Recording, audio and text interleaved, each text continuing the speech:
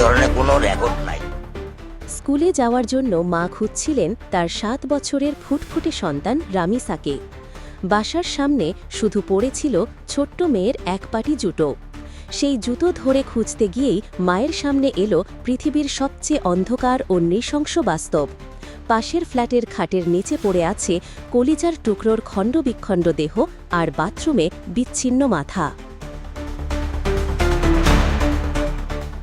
কোনোদিন একটা মানুষকে আমি সরি ছাড়া তর্ক করি নাই ভাইজান। তা আমার এই 8 বছরের মাসুম একটা বাচ্চা কি অপরাধ? আমি এই কলজাটা ছাড়া আমি থাকবো কেমনি?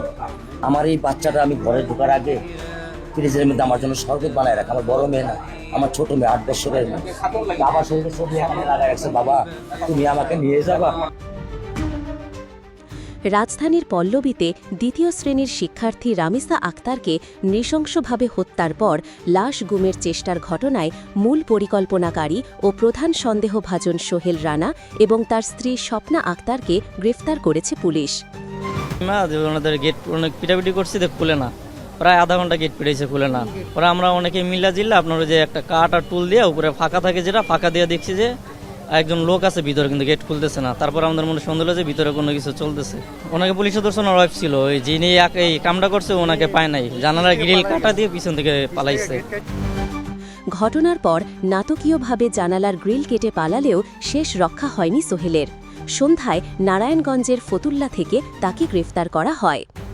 পুলিশ ও পারিবারিক সূত্রে জানা গেছে, গতকাল মঙ্গলবার সকাল 10:30টার দিকে রামিসার মা পারভিন আক্তার তার ছোট মেয়েকে স্কুলে নিয়ে যাওয়ার জন্য খুঁজছিলেন।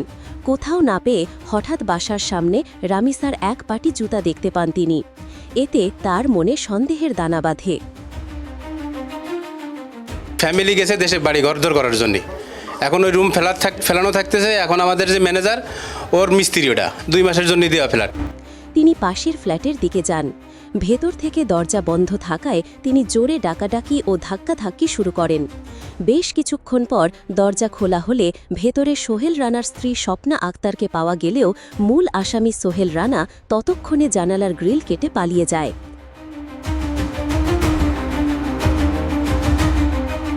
বিচার আপনারা করতে পারবেন না, আপনাদের এই ধরনের কোনো রেকর্ড নাই। খবর পেয়ে পুলিশ ওই ফ্ল্যাটটিতে প্রবেশ করে। তল্লাশি চালিয়ে খাটের নিচ থেকে রামিসার শরীরের মূল অংশ এবং শৌচাগার থেকে তার বিচ্ছিন্ন মাথাটি উদ্ধার করা হয়। পল্লবী থানায় আয়োজিত এক প্রেস ব্রিফিংয়ে ঢাকা মহানগর পুলিশের ডিএমপি অতিরিক্ত কমিশনার SN মোদ নজরুল ইসলাম জানান, প্রাথমিক তদন্তে ধারণা করা হচ্ছে অপরাধ গোপন ও মরদেহ সরিয়ে ফেলার উদ্দেশ্যে আসামি শিশুটির দেহ খণ্ডবিখণ্ড করেছিল।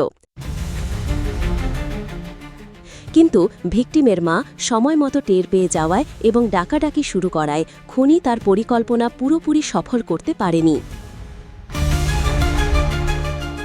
ঘটনার সাথে জড়িত সহযোগী যে আসামি, তাকে প্রথমে আমরা ধৃত করি।